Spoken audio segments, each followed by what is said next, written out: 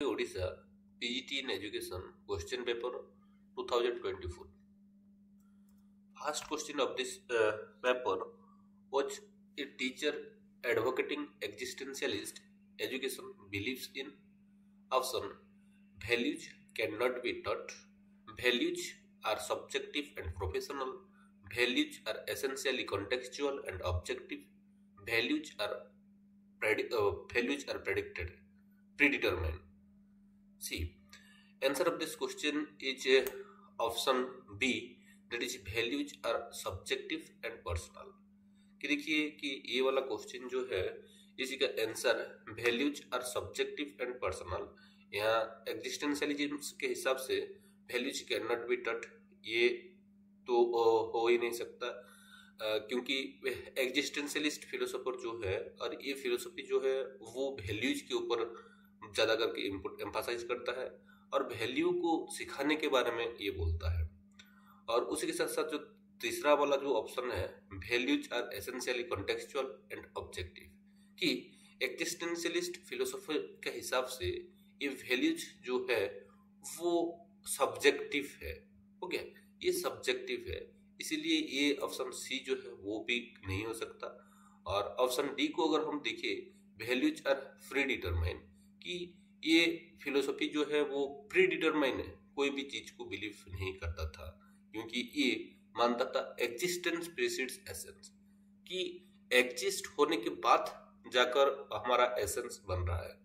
तो इसीलिए ये बोलता है ये वैल्यू जो है वो प्री डिटरमाइन नहीं हो सकता, कि वैल्यूज को खुद एग्जिस्ट होने के बाद ही किया जा सकता है कि उसको डिटरमाइन किया जा सकता है। तो ये these are the some of the basic tenets of existentialism. First one is existence precedes essence, कि एग्जिस्टेंशियलिज्म जो है वो बिलीव करता है एग्जिस्टेंस प्रीसीड्स एसेंस के ऊपर। वो मानता है कि पहले हम एग्जिस्ट करते हैं और हमारा एग्जिस्टेंस जो है वो क्या करता है कि हमारा एसेंस को वो प्रीसीड करता है।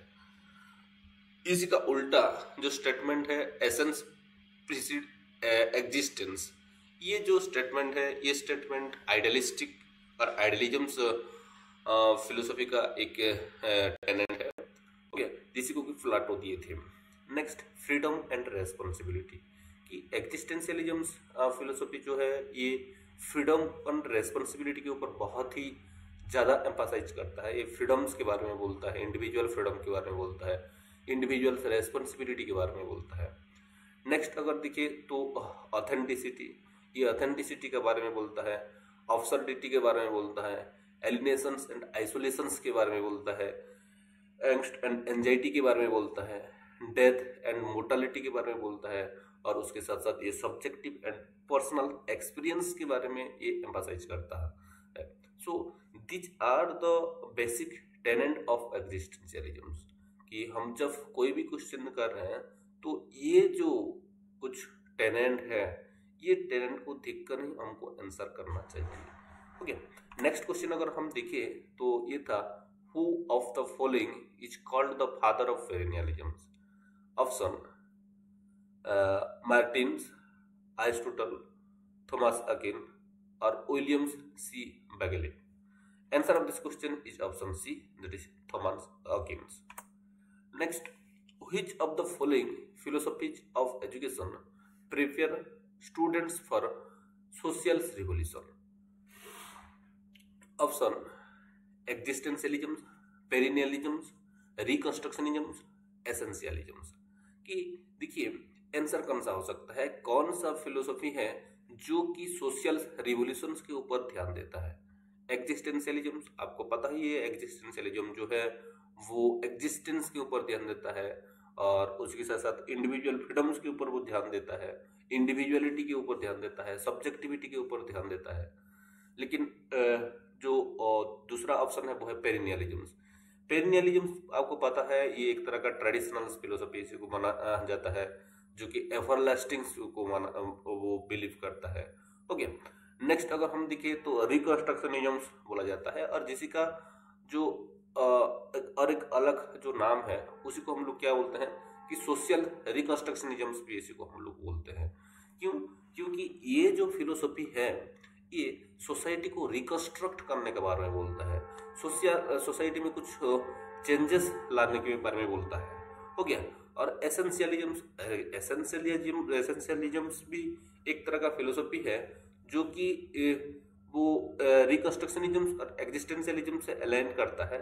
थोड़ा सा इसमें हमको डिफरेंस देखने के लिए मिलता है। तो answer of this question is option C, that is reconstructionism.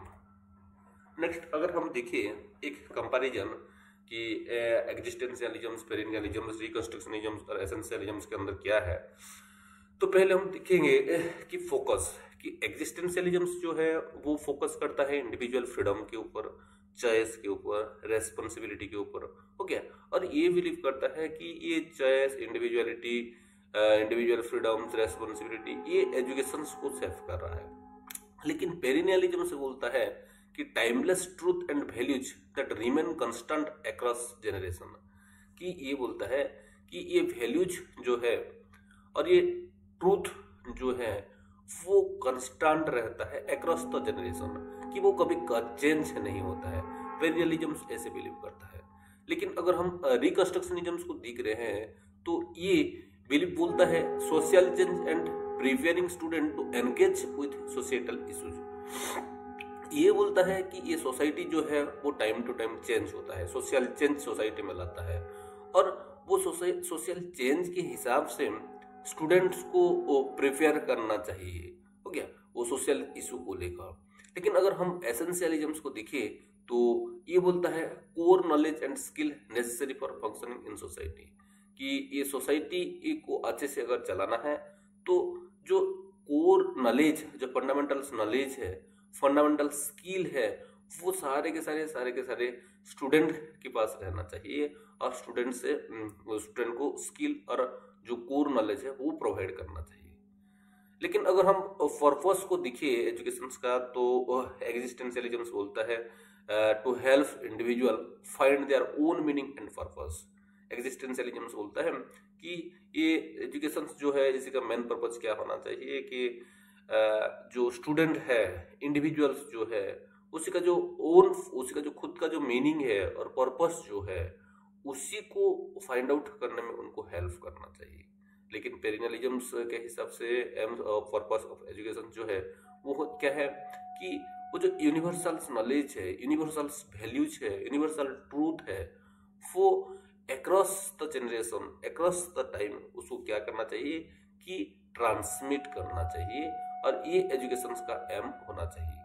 Next अगर रिकंस्ट्रक्शनिज्म का पर्पस ऑफ एजुकेशन को हम देखें तो ये बोलता है कि prepare student to actively save and improve society, कि ये स्टूडेंट को एजुकेशन ऐसा प्रोवाइड करना चाहिए ताकि वो लोग ये सोसाइटी में एक्टिवली पार्टिसिपेट कर सके, और सोसाइटी का कुछ इम्प्रूवमेंट के लिए, हो गया, उसमें कुछ नीडेड चेंजेस लाने के लिए वो लोग काम करना चाहिए। लेकिन एसेंशियलिज्म को देखिए तो एसेंशियलिज्म का हिसाब से ये जो पर्पस रहता है एजुकेशन का वो क्या है, to develop intellectual and moral qualities through essential knowledge, कि एक तरह से ये एसेंशियलिज्म जो है वो एसेंशियल्स एस्पेक्ट के ऊपर ध्यान देता है, जो फंडामेंटल्स एस्पेक्ट के ऊपर ध्यान देता है, एसेंशियल्स चीज के ऊपर ध्यान देता है, और इसीलिए ये बोलता है कि जो एसेंशियल्स नॉलेज के थ्रू क्या करना चाहिए, स्टूडेंट्स का इंटेलेक्चुअल्स एंड मोरल्स क्वालिटीज जो है उसी को डेवलपमेंट करना चाहिए। नेक्स्ट अगर हम करिकुलम को देखें तो एग्जिस्टेंशियलिज्म जो है वो फ्लेक्सिबल करिकुलम्स को सपोर्ट करता है, उसको वो प्रमोट करता है, और स्टूडेंट सेंटर्ड करिकुलम के ऊपर फोकस करता है, हो गया। लेकिन हम पेरेनियलिज्म को देखें तो ये कोई एक क्लासिकल सब्जेक्ट जैसे कि लिटरेचर, फिलोसफी, साइंस, इसी के ऊपर ही क्या करता है कि ये ध्यान देता है। लेकिन रिकंस्ट्रक्शनिज्म जो है वो बोलता है कि जो करिकुलम है वो कंटेम्प्रेरी इश्यूज के ऊपर बेस करके लय करना चाहिए, और उसके साथ साथ स्टूडेंट का क्रिटिकल थिंकिंग और सोशल जस्टिस को एनहांस करने का जैसे करिकुलम हमको बनाना चाहिए। लेकिन एसेंशियलिज्म बोलता है कि नहीं, करिकुलम जो है वो सारे के सारे कोर सब्जेक्ट के ऊपर बेस करना चाहिए, जहाँ की एक स्टूडेंट को एसेंशियल नॉलेज जो है सोसाइटी में चलने के लिए वो उसको मिल सके, जैसे कि मैथमेटिक्स, एवरीडे साइंस, हिस्ट्री, ये सब उसको पढ़ाया जाना चाहिए। लेकिन अगर टीचिंग मेथड को देखिए तो ये एग्जिस्टेंशियलिज्म जो है वो स्टूडेंट ड्रिवन लर्निंग हो गया, उसी के ऊपर ये थोड़ा ज़्यादा एम्फासाइज करता है। लेकिन पेरिनियलिज्म एम्फासाइज करता है टीचर सेंटर्डनेस को, हो गया। और उसके साथ साथ रिकंस्ट्रक्शनिज्म को अगर हम देखें तो यहाँ वो क्रिटिकल थिंकिंग और सोशल एक्शन और ये स्टूडेंट का जो पार्टिसिपेशन कैसे बढ़ सकेगा, उस तरह का मेथड ऑफ टीचिंग के ऊपर ये ज़्यादा ध्यान देता है। और एसेंशियलिज्म्स जो है ये एक तरह का स्ट्रक्चरड टीचर डायरेक्टेड मेथड के ऊपर अलाइन करता है और एम्फासाइज करता है। अगर हम ह्यूमन्स नेचर्स के ऊपर इनका व्यू को दिखे तो एग्जिस्टेंशियलिज्म्स जो है वो बोलता है कि ये ह्यूमन जो है ये एक तरह का फ्री एजेंट है और इसका एसेंस को ये खुद क्या करता है, क्रिएट करता है। लेकिन पेरिनियलिज्म्स को देखिए तो ये पेरिनियलिज्म्स बोलता है कि जो यूनिवर्सल ट्रूथ है, ओके, वो ह्यूमंस क्या, ह्यूमन हैव इनहेरिएंट रैशनैलिटी, की ये ह्यूमंस के अंदर इनहेरिएंट एक तरह का रैशनैलिटी है और कैपेसिटी है किसी को क्या करने के लिए, ये यूनिवर्सल ट्रूथ जो है उसी को समझने के लिए। अगर रिकंस्ट्रक्शनिज्म्स को दिखे तो रिकंस्ट्रक्शनिज्म्स बोलता है कि ये ह्यूमंस जो है वो क्या कर रहा है, ये सोशल कंडीशंस को एक अलग तरह का आकार दे रहा है, हो गया। और अगर हम एसेंशियलिज्म्स को देखिए तो एसेंशियलिज्म्स बोलता है कि ये ह्यूमंस जो है, humans have inherent intellectual potential that must be cultivated, कि ह्यूमन के अंदर बहुत सारे इंटेलेक्चुअल पोटेंशियलिटीज है और एजुकेशन का इंडिविजुअल क्या करना चाहिए, उसको कल्टीवेट करना चाहिए। अगर हम लोग टीचर का रोल को देखेंगे और कंपेयर करेंगे तो एग्जिस्टेंशियलिस्ट फिलोसोफर जो होते हैं ये लोग बोलते हैं कि टीचर्स जो है एक तरह का फैसिलिटेटर होना चाहिए, वो स्टूडेंट्स लोगों को फैसिलिटेट करना चाहिए, उनका खुद का एसेंस, खुद का मीनिंग को फाइंड आउट कर पाए जैसे स्टूडेंट। नेक्स्ट अगर पेरेंटलिज्म का टीचर को देखिए तो ये टीचर्स बोलते हैं कि टीचर्स यहाँ क्या रहता है, एक तरह का अथॉरिटी का जैसे रहता है, हो गया। और जो कि सारे के सारे नॉलेज और विजडम्स का एक तरह का गंताघर रहता है और एक तरह का स्टोर हाउस रहता है और वहाँ से ये नॉलेज और विजडम स्प्रेड होता है। लेकिन रिकंस्ट्रक्शनिज्म बोलता है कि ये टीचर जो है एक तरह का गाइड होना चाहिए और वो सोशल ट्रांसफॉर्मेशन, सोशल एंगेजमेंट जो है उसका बारे में स्टूडेंट्स लोगों को अवेयर करना चाहिए और गाइड करना चाहिए। लेकिन एसेंशियलिज्म को देखें तो इनका हिसाब से ये टीचर्स जो है एक तरह का एक्सपर्ट होना चाहिए, जो हमारा एसेंशियल नॉलेज है, एसेंशियल स्किल है, हमारा डे टू डे लाइफ में जो ज़रूरत हो रहा है वो सारे के सारे को प्रोवाइड करने के लिए एक एक्सपर्ट होना चाहिए। और स्टूडेंट्स का रोल को अगर हम देखें तो ये एग्जिस्टेंशियलिज्म जो है ये बोलता है कि active participant in creating their own learning path, कि ये बोलते हैं कि स्टूडेंट्स तो खुद का एसेंस को यहाँ क्या करेंगे कि डिफाइन करेंगे। लेकिन यहाँ अगर हम पेरिनियलिज्म्स को देखें तो ये लर्नर को ये एकदम फासिफ बनाता है और फासिफनेस के ऊपर बिलीव करता है, हो गया। नेक्स्ट रिकंस्ट्रक्शन को देखें तो यहाँ एक्टिव पार्टिसिपेशन स्टूडेंट्स का देखने के लिए मिलता है कि वो सोशल रिफॉर्म और सोशल चेंज में। लेकिन एसेंशियलिज्म को दिख रहे हैं तो यहाँ भी स्टूडेंट्स का जो पार्टिसिपेशन है वो एक्टिव रहता है, किसके लिए, कि जो कोर कंटेंट जो है, एसेंशियल कंटेंट जो है उसी में मास्टर बनने के लिए। फिलोसफिकल स्पेसिस को अगर हम देखें तो एग्जिस्टेंशियलिज्म जो है ये इंडिविजुअल एक्सपीरियंस, फ्रीडम्स, ऑथेंटिसिटी जो कि हम पहले से डिस्कशन कर चुके हैं उसी के ऊपर बेस करता है। लेकिन ये पेरिनियलिज्म जो है ये बेस करता है जो एंड्यूरिंग ट्रूथ, इंटेलेक्चुअल ट्रेडिशन के ऊपर ये फोकस करता है। रिकंस्ट्रक्शनिज्म जो है वो social progress, justice and reforms के ऊपर ये बेस करता है। और अगर हम एसेंशियलिज्म्स को देखें तो ये एसेंशियलिज्म्स जो है वो ट्रेडिशनल नॉलेज और प्रैक्टिकल स्किल जो है उसी के ऊपर ही ध्यान देता है। अगर एजुकेशनल ग्रोथ को हम देखें और कंपेयर करें तो एग्जिस्टेंशियलिज्म्स जो है ये फिलोसफी क्या बोलता है कि पर्सनल ग्रोथ कैसे हो पाएगा, सेल्फ अंडरस्टैंडिंग कैसे हो पाएगा और ऑटोनॉमी स्टूडेंट का कैसे मिल पाएगा, उसी के ऊपर ये ज़्यादा करके एम्फसाइज करता है और ये ऐसे का गोल रहता है। लेकिन पेरिनियलिज्म सिर्फ इंटेलेक्चुअल डेवलपमेंट के ऊपर फोकस करता है कि स्टूडेंट का इंटेलेक्चुअल डेवलपमेंट जो है वो कैसे हो पाएगा यूनिवर्सल ट्रूथ और इटरनल प्रिंसिपल्स को लेकर। नेक्स्ट अगर रिकंस्ट्रक्शनिज्म को देखिए तो ये इसी का जो एजुकेशन स्कूल है वो सोशल अवेयरनेस, रेस्पॉन्सिबिलिटी और सोशल चेंज के ऊपर थोड़ा ज़्यादा रहता है। और एसेंशियलिज्म को देखिए तो ये नॉलेज एक्विजिशन और practical skill of social participation के ऊपर थोड़ा ज़्यादा रहता है। नेक्स्ट जो क्वेश्चन है वो है which of the following was not recommended by Mahatma Gandhi in his scheme of education. कि आपको पता ही है कि ये महात्मा गांधी जो है वो एक ग्रेट इंडियन फिलोसोफर है और वो कौन सा जो चीज है वो कौन सा ऑप्शन है उसी को वो रेकमेंड नहीं किए थे उनका स्कीम ऑफ एजुकेशन में। Option 1 self realisation, creative self expression, education for self sufficiency, education for character building. ये देखिए ये 4 ऑप्शन जो है फर्स्ट तो है सेल्फ रियलाइजेशन। आपको पता ही है ये महात्मा गांधी जो है एक तरह का आइडियलिस्ट फिलोसोफर थे, तो ये ऑप्शन तो होगा ही होगा क्योंकि वो सेल्फ रियलाइजेशन के बारे में बोल रहे थे। क्रिएटिव सेल्फ एक्सप्रेशन ऐसे कहाँ भी मेंशन नहीं हुआ है कि क्रिएटिव सेल्फ एक्सप्रेशन के बारे में। लेकिन अगर तीसरा ऑप्शन को देखिए हम लोग एजुकेशन फॉर सेल्फ सफिशिएंसी, हाँ महात्मा गांधी बोल रहे थे वो प्रैक्टिकल एजुकेशन और सेल्फ सफिशिएंसी के बारे में बोल रहे थे। एक स्टूडेंट्स लर्निंग बाय अर्निंग के बारे में बोल रहे थे। ओके, तो इसीलिए ये ऑप्शन जो है सी वो भी इसके बारे में बोल रहे थे। और अगर हम देखें तो कैरेक्टर बिल्डिंग के बारे में भी महात्मा गांधी बोल रहे थे। तो answer of this question is option B, that is creative self expression. Next तो these are the some of the principle of Mahatma Gandhi. कि देखिए कि महात्मा गांधी जो है वो पहले तो वो उनके हिसाब से एजुकेशन जो है वो स्टूडेंट का कैरेक्टर बिल्डिंग के ऊपर ज़्यादा ध्यान देना चाहिए।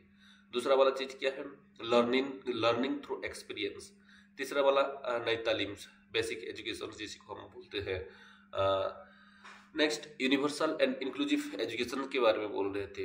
एम्फासिस ऑन रूरल डेवलपमेंट के ऊपर वो एम्फासिस कर रहे थे। सेल्फ रिलायंस के ऊपर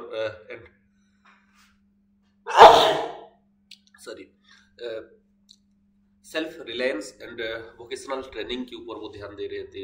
होलिस्टिक एजुकेशन के बारे में बोल रहे थे।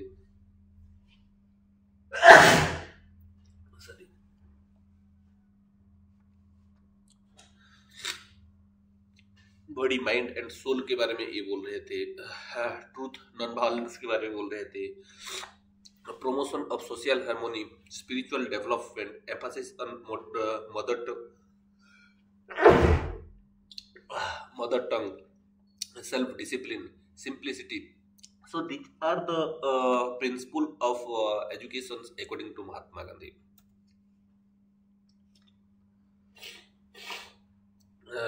अगर नेक्स्ट क्वेश्चन को देखें तो which of the following philosopher has recommended education for fullness of man। कि ये एक बहुत अच्छा क्वेश्चन है। तो ऑप्शन है Gandhi, Tagore, Aurobindo and Rousseau. Answer of this question is option B. कि देखिए there is a person HP Mukherjee, वो एक बुक लिखे थे education for fullness of man. और ये जो बुक है ये रविंद्रनाथ टैगोर का जो फिलोसफी है, एजुकेशनल फिलोसफी जो है उसी के ऊपर बेस करके लिखा गया है।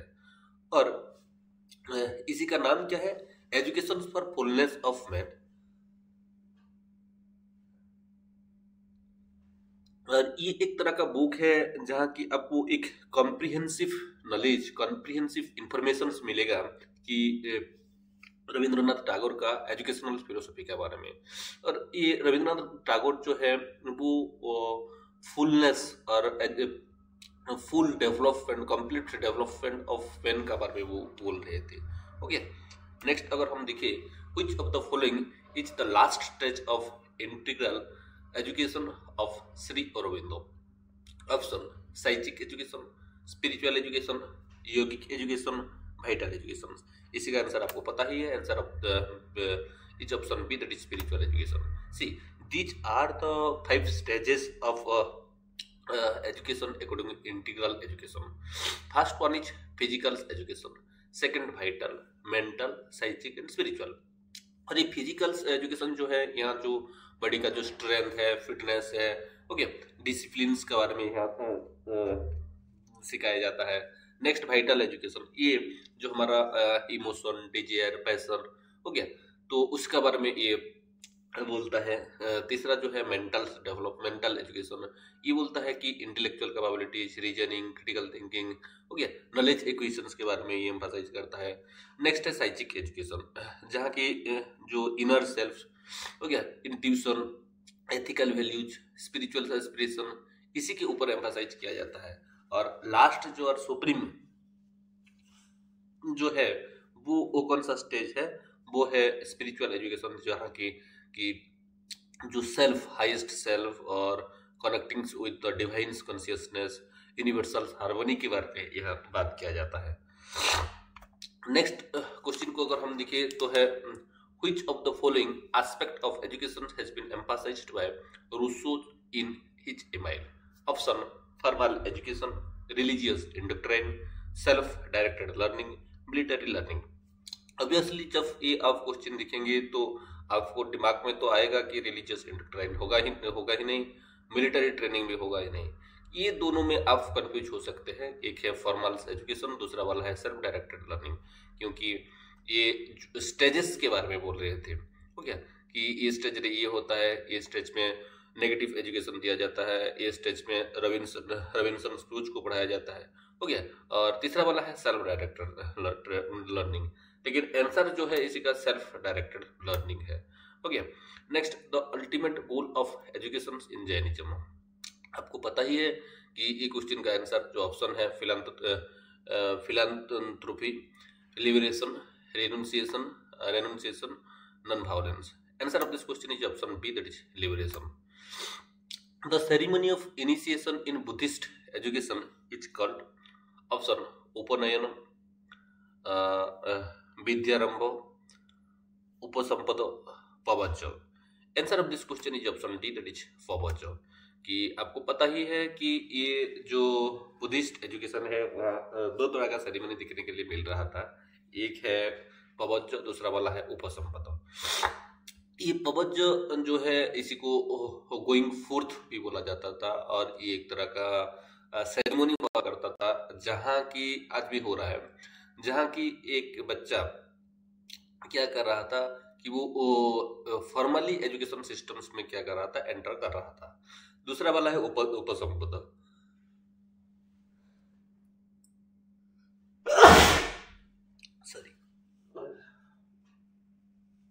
उपसंपद जिसको कि हायर ऑर्डिनेंस भी बोला जाता है। और यहाँ क्या करता है कि एक बच्चा जो है वो एक मंक बनने के लिए हमारा एक ट्रांजिशन स्टेज होता है। नेक्स्ट है which of the following is the most appropriate meaning of social change. Option only economic changes in the society, sudden and unpredicted shift in society, evolution of society, any alterations in behavioral pattern and cultural norms। सी कि इसी का answer तो आपको बहुत easily पता चल जा रहा है कि, लेकिन थोड़ा हम देखते हैं फर्स्ट ऑप्शन क्या बोल रहा है, only economic changes in society, कि सिर्फ सोसाइटी में जो इकोनॉमिक चेंजेस हो रहा है उसी को हम लोग सोशल चेंज बोलेंगे। लेकिन ऐसा नहीं है कि सोशल चेंज हम लोग सिर्फ इकोनॉमिक चेंजेस को नहीं बोलेंगे। अगर इकोनॉमिक चेंजेस को सोशल चेंज बोलेंगे तो क्यों बोलेंगे, इकोनॉमिक चेंज को इकोनॉमिक सोशल चेंज बोल सकते हैं। ठीक है, लेकिन सोशल चेंज एक बहुत बड़ा टर्म है। यहाँ इकोनॉमिक, सोशल, पॉलिटिकल, हर एक तरह का जो चेंजेस है इसी के अंदर आता है, तो ए ऑप्शन कभी भी हो नहीं सकता। नेक्स्ट अगर देखिए तो sudden and unpredictable shift in society, कि कोई चेंजेस सडनली हो जा रहा है और किसी को प्रेडिक्ट किया नहीं जा पा रहा है, तो उसी को हम लोग सोशल चेंज बोलेंगे। ऐसा नहीं है कि कोई सडन चेंज हो गया तो उसी को हम लोग सोशल चेंज बोल नहीं सकते। हो गया, और ये अनप्रेडिक्टेड शिफ्ट जो है ये भी एक सोशल चेंज का प्रिंसिपल का अगेंस्ट है, क्योंकि सोशल चेंज प्रेडिक्टेबल रहता है। हो गया, तो इसीलिए ये भी एक हमारा आंसर नहीं हो सकता। तीसरा वाला ऑप्शन जो है इवोल्यूशन ऑफ सोसाइटी, कि जिस तरह से सोसाइटी इवोल्यूशन हो रहा है उसी को हम लोग सोशल चेंज बोलेंगे, लेकिन उसी को तो इवोल्यूशन ही बोलेंगे, क्यों सोशल चेंज बोलेंगे। ओके, तो सोशल चेंज का मतलब क्या है, any alterations in behavioural pattern and cultural norms, कि जब हमारा बिहेवियरल पैटर्न्स में कुछ अल्टरेशंस हो रहा है और कल्चरल नॉर्म में कुछ चेंजेस आ रहा है, तो उसी को ही हम लोग क्या बोलते हैं, सोशल चेंज बोलते हैं। तो answer of this question is option D, that is any alterations in behavioural pattern and cultural norms. तो देखिए कि ये सोशल चेंज से और एक क्वेश्चन बहुत बार पूछा गया है, वो है प्रोसेस और स्टेजेस और स्टेप ऑफ सोशल चेंज। हो गया, तो उसी को मैं जो हमारा थियोरेटिकल वीडियो है उसमें डिस्कशन कर चुका हूँ, प्लीज अब उसको आप देखिए। Next, which of the following is not the objective of equalization of educational opportunities? Option: to ensure the success of democracy, to develop human resource, to meet manpower needs, to maximize educational gap between privileged and unprivileged। कि question बोल रहा है कि ये educational opportunities जो है उसके लिए कौन सा एक ऑब्जेक्टिव नहीं है, कौन सा एक ऑब्जेक्टिव नहीं है। तो ऑप्शन ए क्या बोल रहा है, to ensure the success of democracy, की सक्सेस, डेमोक्रेसी का जो सक्सेस है उसी को एंश्योर करना, ये जो इक्वलाइजेशन ऑफ एजुकेशनल अपॉर्चुनिटी है उसका एक ऑब्जेक्टिव नहीं है। Option to develop human resources, की ह्यूमन रिसोर्स को डेवलप करना, ये एक क्या नहीं है कि ऑब्जेक्टिव ऑफ एजुकेशनल अपॉर्चुनिटी नहीं है। To meet manpower need, ये एक एजुकेशनल अपॉर्चुनिटी नहीं है, एक ऑब्जेक्टिव नहीं है इक्वलाइजेशन ऑफ एजुकेशनल अपॉर्चुनिटीज का। या to maximize the educational gap between the privileged and underprivileged, ये एक ऑब्जेक्टिव नहीं है। तो answer of this question is option C, that is to meet manpower need. जो ये मैन पावर नीड को जो मीट करना, ये इक्वलाइजेशन ऑफ एजुकेशनल अपॉर्चुनिटीज का एक ऑब्जेक्टिव नहीं है। लेकिन इसी को छोड़कर डेमोक्रेसी का सक्सेस को एंश्योर करना, ह्यूमन रिसोर्सेज का डेवलपमेंट करना, जो हमारा प्रिविलेज्ड एंड अंडर प्रिविलेज्ड जो सेक्शन है, एजुकेशनल गैप जो दिखने के लिए मिल रहा है उसी को भी मैक्सिमाइज करना भी क्या है कि इसका हमारा जो इक्वलाइजेशन ऑफ एजुकेशनल अपॉर्चुनिटी उसका मिनिमाइज करना, इसका क्या है कि एक तरह का इसी का ऑब्जेक्टिव है। नेक्स्ट अगर हम देखें तो which of the following is not a feature of education in a democracy, कि एक डेमोक्रेसी में कौन सा एक एजुकेशन का फीचर नहीं है। Option: freedom, flexibility, indoctrination, diversification. Answer of this question is option C, that is indoctrination. कि देखिए कि जब हम लोग डेमोक्रेसी के बारे में बोल रहे हैं, डेमोक्रेटिक सोसाइटी के बारे में बोल रहे हैं, डेमोक्रेटिक डिसीजन मेकिंग के बारे में बोल रहे हैं, हो गया, तो वहाँ क्या हमको देखने के लिए मिलता है, फ्रीडम देखने के लिए मिलता है, फ्लेक्सिबिलिटी देखने के लिए मिलता है, डाइवर्सिफिकेशन देखने के लिए मिलता है। लेकिन इंडक्ट्रिन जो है, ये इंडक्ट्रिनेशंस ये देखने के लिए नहीं मिलता है। तो ये कुछ फीचर है डेमोक्रेसी ऑफ एजुकेशन का। तो जो सबसे पहले आता है वो इक्वल अपॉर्चुनिटीज, क्योंकि डेमोक्रेसी जो है वो इक्वल अपॉर्चुनिटीज के बारे में बोलता है। और यहाँ एजुकेशन क्या होना चाहिए कि एक्सेसिबल होना चाहिए हर एक इंडिविजुअल्स के लिए, regardless caste, creed, gender and socio economic background. हो गया, तो ये इक्वल अपॉर्चुनिटीज जो है ये डेमोक्रेसी ऑफ एजुकेशन जो है इसी का एक फास्ट फीचर है।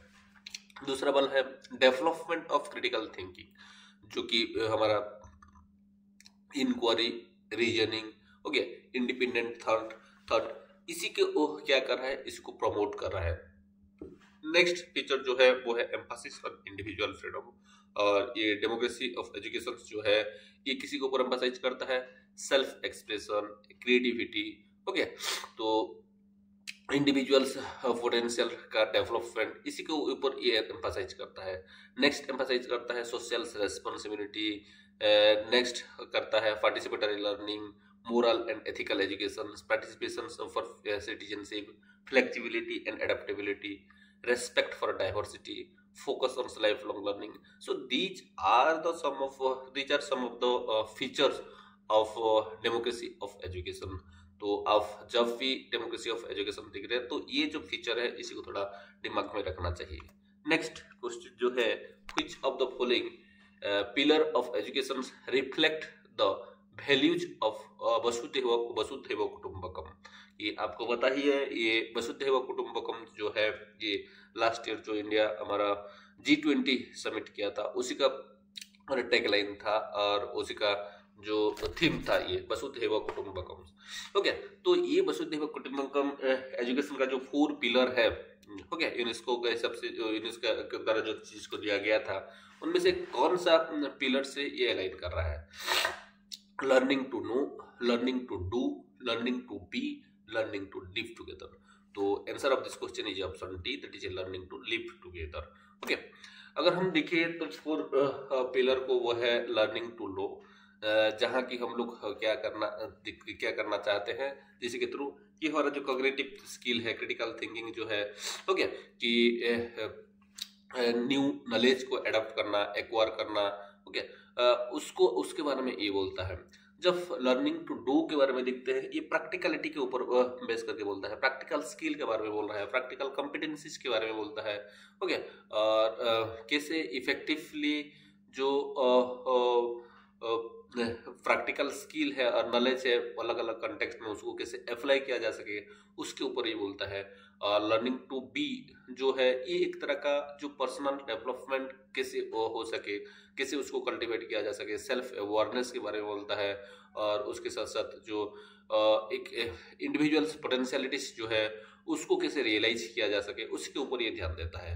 नेक्स्ट अगर हम देखिए लर्निंग टू लिव टुगेदर, ये जो एक पिलर है एजुकेशन का, ये अंडरस्टैंडिंग, रेस्पेक्ट, हो गया, और कोऑपरेशन एवं इंडिविजुअल्स एंड कम्युनिटीज के बारे में बोलता है, जिसके कारण कि एक पीसफुली कोएग्जिस्टेंस हो सके।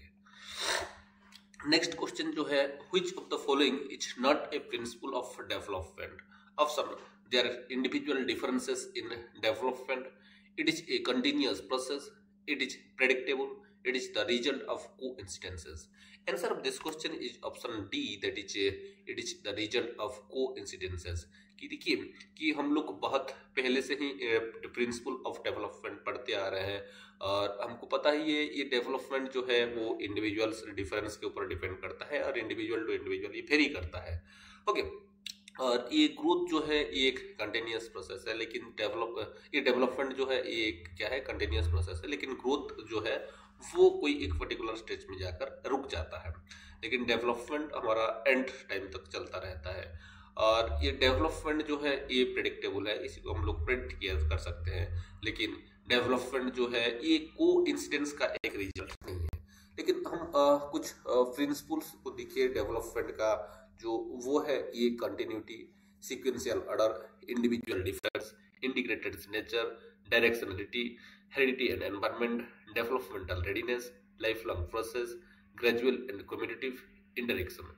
ये जो प्रिंसिपल है इसको मैं कलेक्ट किया हूँ और सारे के सारे क्वेश्चन जितना भी आया हुआ है यहाँ से ही आया हुआ है। देखिए ये डेवलपमेंट जो है ये एक तरह का कंटिन्यूअस प्रोसेस है और ये हमारा थ्रू आउट द लाइफ, हो गया, ये चलता रहता है। अगर इसी का ये डेवलपमेंट जो है ये एक तरह का ऑर्डर और एक सीक्वेंस को क्या करता है कि ये फॉलो करता है, और इसीलिए इसी को हम क्या कर सकते हैं कि प्रेडिक्ट कर सकते हैं, हो गया, क्योंकि जब सिस्टमेटिक हो जाता है हमको पता चल जाता है कि अभी ये हो रहा है तो नेक्स्ट क्या हो सकता है, हो गया।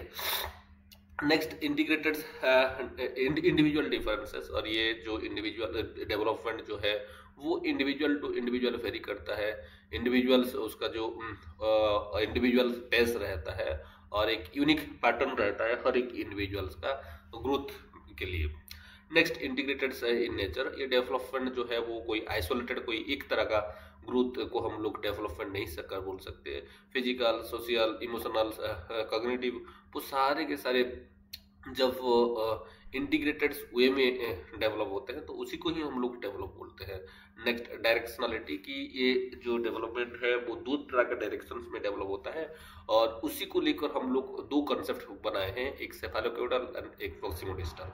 बहुत बार क्वेश्चन यहाँ से आया है। ये सेफालोक्यूडल्स कब बोल रहे हैं, जब हेड टू टे हमारा कोई डेवलपमेंट हो रहा है तो उसको सेफालोक्यूडल्स बोल रहे हैं, लेकिन जब सेंटर टू आउटवर्ड डेवलपमेंट हो रहा है उसको प्रॉक्सिमोडिस्टल बोल रहे हैं, हो गया। कि फॉर एग्जांपल जब कोई बच्चा बर्न हो रहा है तो पहले उसका जो हेड जो है वो उसी का डेवलपमेंट होता है, हो गया, और हेड के बाद नेक आता है, वो नेक को थोड़ा स्ट्रेंथी बनाता है।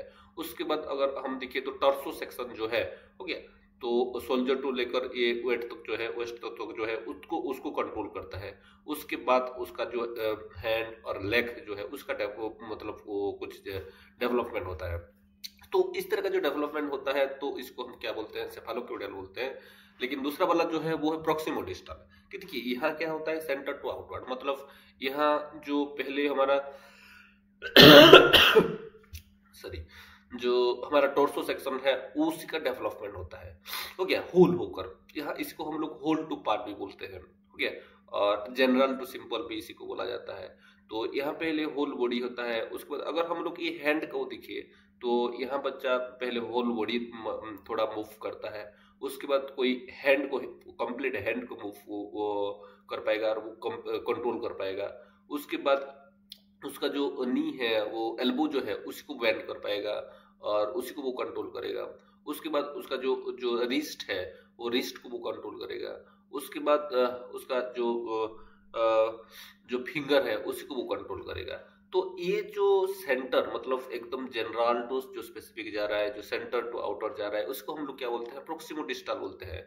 और इसी को छोड़कर हर एक स्टेज देखने के लिए मिलता है, जो जिसको कि आपको कुछ बुक जैसे कि एस चौहान में आपको मिल जाएगा और कुछ फॉरेन अदर बुक में आपको मिलेगा, वो है लोकोमोशन। लोकोमोशन मतलब एक तरह का डेवलपमेंट है जो जिस स्टेज में होना चाहिए, अगर उसी स्टेज में बच्चा वही कर रहा है तो उसी को हम लोग क्या बोलते हैं, कि लोकोमोशन बोलते हैं। जब बच्चा को स्टैंड करना चाहिए, जब बच्चा को वॉक करना चाहिए, जब बच्चा को क्रल करना चाहिए, अगर उसी टाइम पर वो कर रहा है तो उसी को हम लोग क्या बोलते हैं, लोकोमोशन हम लोग बोलते हैं। तो नेक्स्ट अगर हम लोग देखिए हेरिडिटी एंड एनवायरनमेंट, बहुत बार नेचर और नर्चर को लेकर क्वेश्चन आया है बहुत सारे एग्जामिनेशंस में। तो ये जो नेचर और नर्चर, हेरिडिटी और एनवायरनमेंट, ये दोनों का एक बहुत ही गहरा असर देखने के लिए मिलता है इंडिविजुअल्स डेवलपमेंट के ऊपर और इंडिविजुअल्स ग्रोथ के ऊपर। तो नेक्स्ट है डेवलपमेंटल रेडीनेस। ये डेवलपमेंटल रेडीनेस जो है उसी को लेकर भी बहुत बार क्वेश्चन आया है, क्योंकि ये है जो इंडिविजुअली वो वेरी करता है। और लाइफ लॉन्ग प्रोसेस आपको पता ही है, डेवलपमेंट इंटायर लाइफ में ये होता रहता है और ये एक ग्रेजुअल एंड क्यूमुलेटिव प्रोसेस है, ये भी आपको पता है। और ये एक तरह का इंटरेक्शन है फिर biological, psychological and social factor का। Next question, which of the following is the implication of cognitive development theory of Jean पियाजे। हो गया, जीन पियाजे का जो कॉग्निटिव डेवलपमेंट थ्योरी है उसी का एक इम्प्लीकेशन कौन सा है जो दिया गया है उनमें से। फर्स्ट आ रहा है teaching according to activity instead of process of thinking. दूसरा, behaviour to be conditioned providing reward and punishment. Curriculum to be design according to children's age group and stages of development. Concept to be taught in sequences from complex to simple. Answer of this question is option C, that is curriculum to be designed according to the children's age group and stages of development. कि देखिए कि ये first option जो है teachings according to activity instead of process of thinking, ये आपको confuse कर सकता है। कि देखिए ये प्रोसेस ऑफ थिंकिंग के बारे में बोल रहा है और ये बोल रहा है कि एक्टिविटी के बारे में बोल रहा है, ये आपको कंफ्यूज कर सकता है। लेकिन जब आप देखेंगे पियाजे का थ्योरी का कॉग्निटिव डेवलपमेंट को, तो ये स्टेजेस के बारे में बोले थे। हो गया, अलग अलग स्टेजेस में एज स्पेसिफिक कुछ स्टेजेस बनाए थे, जैसे कि सेंसरी मोटर से 0 से लेकर 2 ईयर, हो गया, ऐसे कुछ स्टेजेस बनाए थे। और इसीलिए ये ऑप्शन सी जो है वो क्या है, curriculum to be design according to the children's age group and stages of development. हो गया, ये this is the right answer.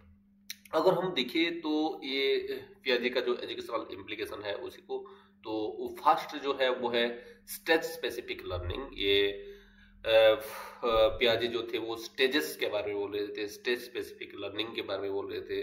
लेकिन अगर आप वाइगर्स को दिखोगे तो वो इसका उल्टा थे, वो स्टेजेस के बारे में नहीं बोलते थे, वो डेवलपमेंट के बारे में बोल रहे थे। हो गया, नेक्स्ट ये इसका जो एजुकेशनल इम्प्लीकेशन है वो क्या है, एक्टिव लर्निंग। ये active learning, hands on activities, exploration और promote active construction of knowledge, हो गया कि उसी के ऊपर ध्यान करते थे। नेक्स्ट रेडीनेस फॉर लर्निंग, हो गया फोकस ऑन प्रोसेसेस और नॉट प्रोडक्ट, ये प्रोसेस के ऊपर फोकस करते थे, प्रोडक्ट के ऊपर नहीं करते थे। Social interactions, discovery learning, accommodation assimilation, individual difference, abstract transition, encouraging inquiry, ये सब के बारे में ये बोलते थे। नेक्स्ट क्वेश्चन को अगर हम देखिए, at which stage of cognitive development object permanence takes place according to Jean पियाजे? Option sensory motor, free operational, concrete operational, formal operational. तो answer of this question is option A. आपको आप सबको पता ही है इसका आंसर। तो देखिए, these are the stages of development according to Jean Piaget and key characteristic or development in the different stages. First one is sensory method जो कि 0 से लेकर 2 इयर्स तक चलता है। नेक्स्ट है प्री ऑपरेशनल 2 से लेकर 7 ईयर तक चलता है। कंक्रीट ऑपरेशनल 7 से लेकर 11 तक चलता है। और फॉर्मल ऑपरेशनल जो कि 11 और 12 प्लस बोला जाता है। अगर सेंसरी मोटर स्टेज को देखिए तो यहाँ जो की कैरेक्टरिस्टिक है वो है, फर्स्ट तो आता है सेंसरी एक्सपीरियंसेस, कि यहाँ जो बच्चा है वो चीज को एक्सप्लोर करता है दुनिया को, वो सेंसरी एक्सपीरियंस और फिजिकल ट्रांजिशंस के थ्रू। नेक्स्ट है ऑब्जेक्ट परमानेंस, यहाँ जो बच्चा है वो realizing object exist even when unseen, कि कोई चीज अगर कोई हाइड कर दे रहे हैं, वो वहां नहीं है, फिर भी बच्चा को लगता है कि नहीं वहां वो चीज है। हो गया, तो इसी को बोला जा रहा है ऑब्जेक्ट परमानेंस, जो कि हमारा क्वेश्चन में पूछा गया है। नेक्स्ट है गोल डायरेक्टेड बिहेवियर, और यहाँ जो बच्चा जो है वो उसका जो गोल के हिसाब से क्या करता है कि वो बिहेव करता है। हो गया, जो उसका इंटेंशनल एक्शंस है वो क्या रहता है कि कोई भी चीज को अचीव करने के लिए ही रहता है। ओके, नेक्स्ट है मेंटल रिप्रेजेंटेशंस, यहाँ जो बच्चा है उसमें जो इमेजेस है ऑब्जेक्ट का और इवेंट का, उसका दिमाग में वो एक तरह का रिप्रेजेंट्स कर लेता है, सिंबलिक। नेक्स्ट इमिटेशंस, और यहाँ इमिटेटिव एक्शंस दिखने के लिए मिलता है। ओके, और symbols of representation, word, image, drawing, ये सब चीज जो है सिंबलिक रिप्रेजेंटेशन जो है, और उसके साथ साथ जो इगोसेंट्रिज्म्स, एनिमिज्म्स, कंजर्वेशन, सेंट्रेशन, सिंबलिक थिंकिंग, ये सब कुछ हमारा प्री ऑपरेशनल स्टेज में दिखता है। ठीक ऐसे अगर हम दिखे तो logical thinking, conservation, reversibility, classification, seriation, ये सब कुछ हमको कंक्रीट ऑपरेशनल स्टेज में दिखने के लिए मिलता है। और अगर हम लोग फॉर्मल ऑपरेशनल स्टेज के बारे में बोले तो hypothetical deductive reasoning, prepositional logic, morals, metacognition, ये सब हमको फॉर्मल ऑपरेशनल स्टेज में देखने के लिए मिलता है। नेक्स्ट क्वेश्चन जो है, which concept of reinforcement is associated with? Option classical conditioning theory of learning, operant conditioning theory of learning, trial and error theory of learning, gestalt theory of learning.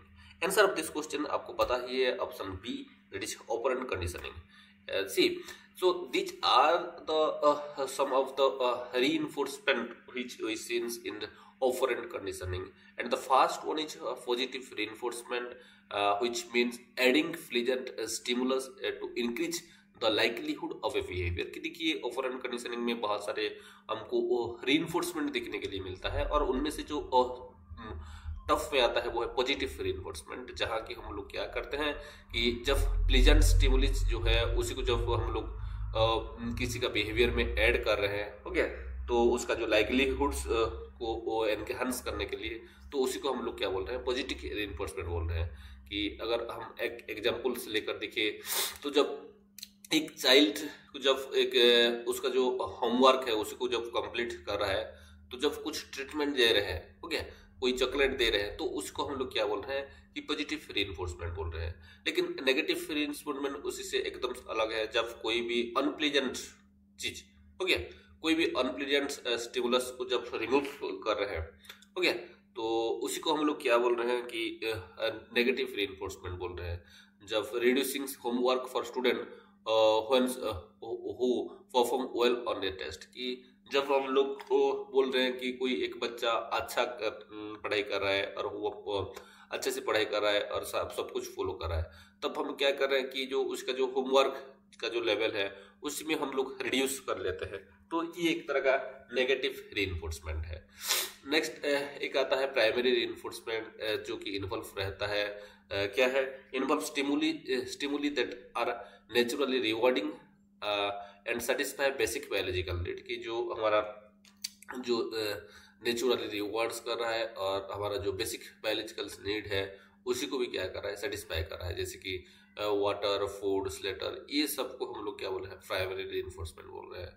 और secondary reinforcement किसी को बोल रहे हैं, money, creds, press, जो कि उतना essentials नहीं है। हो गया, involve stimuli that have acquired values through associations with primary reinforcement, कि जो प्राइमरी रीइंफोर्सर जो है उसी के साथ जब कोई अलाइन करके जब कुछ प्रोवाइड कर रहा है तो उसी को हम लोग क्या बोल रहे हैं कि सेकेंडरी रीइंफोर्समेंट बोल रहे हैं। नेक्स्ट इमीडिएट रीइंफोर्समेंट, जब हम लोग इमीडिएटली कोई भी चीज को कोई भी डिजायर्ड बिहेवियर को स्ट्रेंथन करने के लिए हम लोग यूज कर रहे हैं, उसको हम लोग इमीडिएट रीइंफोर्समेंट बोल रहे हैं। जब कि हम लोग कोई स्टूडेंट को करेक्ट आंसर दे रहा है तो हम लोग इमीडिएटली उसको प्रेज कर रहे हैं, तो उसको हम लोग इमीडिएट रीइंफोर्समेंट बोल सकते हैं। डिले रीइंफोर्समेंट की देखिए कि इमीडिएट, डिले, ये एक तरह का जो क्लासिकल कंडीशनिंग का भी एक पार्ट है, जो कि यूजीसी नेट का एग्जाम में बहुत बार आया हुआ है। रीइंफोर्समेंट नहीं है, वहाँ कंडीशनिंग्स पढ़ा जाता है, डिले हो गया, इमीडिएट। तो यहाँ डिले रीइंफोर्समेंट का मतलब क्या है, जब हम लोग थोड़ा सा देर करके हम कोई भी रीइंफोर्समेंट प्रोवाइड करते हैं कोई भी बिहेवियर्स में चेंजेस लाने के लिए, तो उसको हम लोग डिले रीइंफोर्समेंट बोलते हैं। कंटिन्यूअस रीइंफोर्समेंट, जब कंटिन्यूअसली हम लोग को कोई भी स्टूडेंट को रीइंफोर्समेंट देते हैं उसको कंटिन्यूअस रीइंफोर्समेंट बोलते हैं। इंटरमिटेंट रीइंफोर्समेंट मतलब इन बिटवीन, जब कोई भी चीज को हम लोग रीइंफोर्समेंट को प्रोवाइड करते हैं, कोई भी चीज को रिसेट करने के लिए, उसको हम लोग इंटरमिटेंट रीइंफोर्समेंट बोलते हैं। और पॉजिटिव रीइंफोर्समेंट, नेगेटिव रीइंफोर्समेंट, जो कि हम लोग पहले से ही डिस्कस कर चुके हैं। Next, who is the exponent of mastery learning? B.S. Bloom, Pestalozzi, Herkamans, and Pavlov. Answer of this question is option B, that is V.S. Blooms। आपको पता ही है मास्टरी लर्निंग से का इनको फादर भी बोला जाता है, और उसके साथ साथ जो हमारा टेक्सोनॉमी है वो भी ये दिए थे। ओके, नेक्स्ट अगर हम देखें तो who of the following is the important element of mastery learning? Options: cognitive entry, behavior, affective entry, characteristic, quality of instruction, all of the above answers. All of the above. Answer of this question is option D, that is all of the above. Albert Bandura is connected to which of the learning theories? कि options: behavioural theory, social learning theory, cognitive theory of development, psychosocial development theory of development. Answer of this question is option B, that is social learning theory. Which of the following is the immediate learning type preceding problem solving according to R.M. Gagne? Option: signal learning, rule learning, multiple discrimination, concept learning. Answer of this question is option B, that is rule learning. See, these are the this is the pyramid of Gagne hierarchy of learning. First जो आता है वो है signals learning,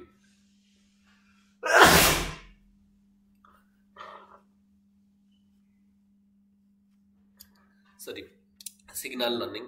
next आता है stimulus response, SR learning जिसको बोल रहे हैं, sorry psychomotor connection learning, verbal association. Next आ रहा है मल्टीपल डिस्क्रिमिनेशन, और ये जो है इसी को हम लोग क्या बोल रहे हैं कि बिहेवियरल एस्पेक्ट बोल रहे हैं। लेकिन मल्टीपल डिस्क्रिमिनेशन, उसके बाद आ रहा है कॉन्सेप्ट लर्निंग, उसके बाद आ रहा है लर्निंग प्रिंसिपल, उसके बाद आ रहा है प्रिंसिपल लर्निंग प्रिंसिपल लर्निंग को बोलते हैं, रूल लर्निंग भी हम लोग बोलते हैं। उसके बाद आता है प्रॉब्लम सॉल्विंग। तो answer of this question is what? Rules learning और principle learning. Next, who of the following psychologist advocate SOI model of intelligence? आपको पता ही है SOI मॉडल ऑफ इंटेलिजेंस मतलब structure of intelligence. Answer of this question is option A, that is JP Guilford। और जो अलग अलग जो इंटेलिजेंस का टाइप्स है, जैसे कि स्पीयरमैन डेवलप किए थे, two factor theory of intelligence. Okay, तो गार्डनर का मल्टीपल इंटेलिजेंस, ऐसे बहुत बार क्वेश्चन आ चुका है, ज्यादातर गार्डनर का मल्टीपल इंटेलिजेंस से आया है। Okay, next, thematic appreciation test of measuring personality comes under which type of technique? Subjective technique, objective technique, projective technique and experimental technique. तो आपको पहले पता रहना चाहिए ये सब्जेक्टिव टेक्निक क्या होता है। सब्जेक्टिव टेक्निक वो टेक्निक है जिसी के थ्रू की हम लोग सब्जेक्टिव वे में क्या करते हैं कि किसी इंडिविजुअल का जो पर्सनालिटी है उसी को एसेस करते हैं। सब्जेक्टिव वे में उसको लिखाते हैं, उसको हम लोग ऑब्जर्व करते हैं। Okay, this are the subjective tool जिसके के थ्रू की हम लोग यूज कर रहे हैं सब्जेक्टिव टेक्निक में। ओके, ऐसे राइटिंग, किसी का ऑब्जर्वेशन कर रहे हैं। ओके, तो उसको हम लोग सब्जेक्टिव टेक्निक बोल रहे हैं। ऑब्जेक्टिव टेक्निक मतलब क्या है कि पिन पॉइंटेड कोई ऑब्जेक्टिव को लेकर जब हम कुछ भी चीज कर रहे हैं और पर्सनालिटी को एसेस कर रहे हैं तो ऑब्जेक्टिव टेक्निक उसको बोला जाता है। प्रोजेक्टिव टेक्निक मतलब एक तरह का टेक्निक है जिसको भी यूज किया जाता है कि जो अनकॉन्शियस और जो इंटरनल पर्सनालिटी है उसी को हम लोग एक तरह से एसेस करने के लिए इसी को यूज किया जाता है। तो answer of this question is option C, that is projective technique. Education during medieval period was centered on Veda, Bible, Quran, none of the above. Answer of this question is option C, that is Quran. The main objective of education during the medieval period in India was option spread of knowledge and propagation of Islam, military invasion, development of art and culture, development of character. Answer of this question is option A, that is spread of knowledge and propagation of Islam. Who was the father of Charter Act 1813? Options Lord Hastings, Lord Macaulay, Lord Dalhousie, Lord Canning. Answer of this question is option C, that is Lord Dalhousie. Next, in which of the following year T.B. Macaulay presented his minutes in the Indian education? Option 1853, 1835, 1854, 1882. Answer of this question is option B, that is 1835. Which of the following statement is not true in relation to Wood's dispatch? Option introduction of granted establishment of universities, English as the medium of instruction at primary level, secular education in government institution. Answer of this question is option C, that is English as the medium of instruction at primary level. C. Which of the following statement is not true in yes. Next, which of the following is the recommendation of Hunter Commission 1862 on education in India? Option mother tongues as the medium of education at primary level, school curriculum to emphasize practical aspect and local need, banning of religious education in government school, all of the above. Answer of this question is option D, that is all of the above. Which of the following is not the recommendations of Hartak Committee of 1929? Option prioritizing mass education above secondary and higher education, reductions of wastage and stagnation, equal opportunities of boys and girls, introduction of concept of +2 stages in education system. Answer of this question is option D, that is introductions of the concept of intermediate or +2 stages of education system. In which year Sargent Plan was announced? Option 1917, 1929, 1944, 1913. Answer of this question is option C, that is 1944. Which of the following is not the recommendation of NPE 1986?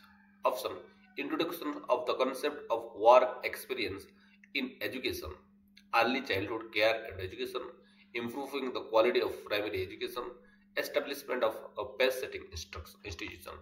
Answer of this question is option A, that is introduction of the concept of work experience in education. Next, which of the following is the aim of comparative education?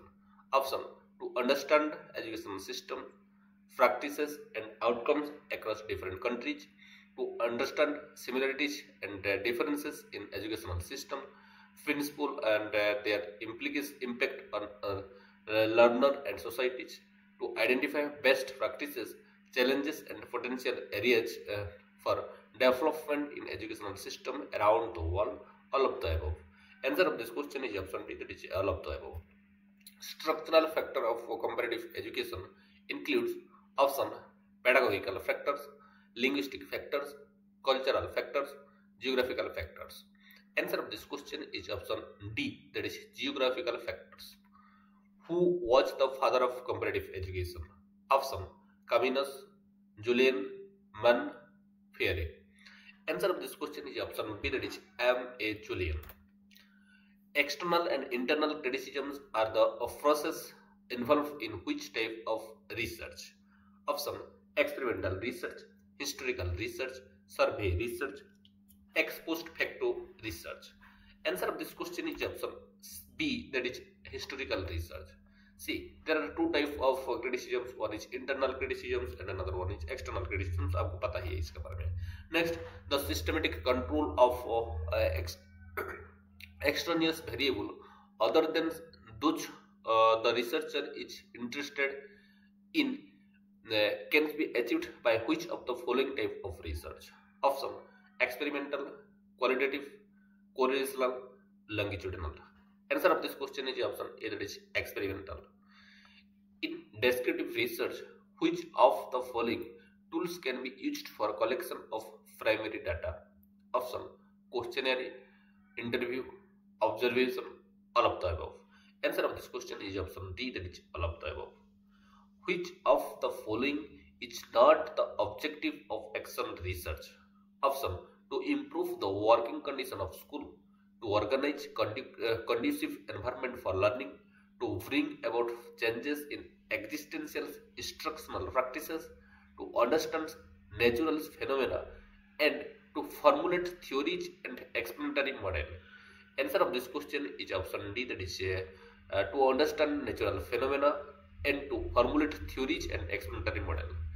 Which of the following sampling method is not a type of non-probability sampling? Option snowball sampling, quota sampling, convenience sampling, stratified random sampling. Answer of this question is option D, that is stratified random sampling. Which of the following statement is true if the size of sample is increased? Option it increases the sampling error, it reduces the sampling error, it has no impact on sampling error, none of the above. Answer of this question is option B, that is it reduces the sampling error. Statistic in educational research implies option characteristics of population, characteristics of sample, study of data analysis and interpretation, none of the above. Answer of this question is option B, that is characteristic of sample. Normal probability curve is plutocratic, leptocratic, mesocritic, none of the above. Answer of this question is option C, that is mesocritic. Which of the following is not true in the context of Pearson's coefficient of correlation? Option it is known as product moment correlation. It gives a precise numerical values of degree of linear relationship between two variables. It refers to a number between 1 plus 1 to minus 1. It is non-parametric measure of correlation. Answer of this question is option D, that is it is non-parametric measure of correlation. What is the t-value when between group variance is 200, within group variance is 50? Option 4, 8, 2, 16. Answer of this question is option C, that is C. कि देखिए ये सब कुछ मैं extensively discussion करने वाला था, लेकिन due to lack of time और ये वीडियो जो है बहुत लेंदी बनते जा रहा है, इसीलिए मैं इसी को प्रिसाइज कर रहा हूँ. लेकिन इसी को मैं बता देता हूँ कि देखिए कि यहाँ वो दे दिया है वेरिएंस और उसके साथ साथ ग्रुप बिटवीन ग्रुप वेरिएंस और विद इन ग्रुप वेरिएंस दे दिया है और आपको पूछ रहा है टी वैल्यू. तो आपको पहले यहाँ क्या निकालना पड़ेगा? तो आपको पहले एफ वेरिएंस निकलना पड़ेगा और जो एनोवा जो है उसको आपको कैलकुलेट करना पड़ेगा. और आपको पता है F is equal to T square. Okay, तो उसी के हिसाब से आपको क्या करना पड़ेगा? 200/50 इट मीन्स 4 निकल जाएगा. और जब हम लोग 4 का रूट निकाल रहे हैं तब हमारा 2 चला आएगा. लास्ट ये सेशन का लास्ट क्वेश्चन जो है वो क्या है? Which of the following is not a property of chi-square test? Option: it is used to determine whether there is significant associations between two categorical variables. 2 times the number of degree of freedom is equal to the variance. It assumes that the data are normally distributed. The chi-square distribution curve approaches the normal curve when the degree of freedom increases. Answer of this question is option C, that is, it assumes that the data are not the data normally distributed.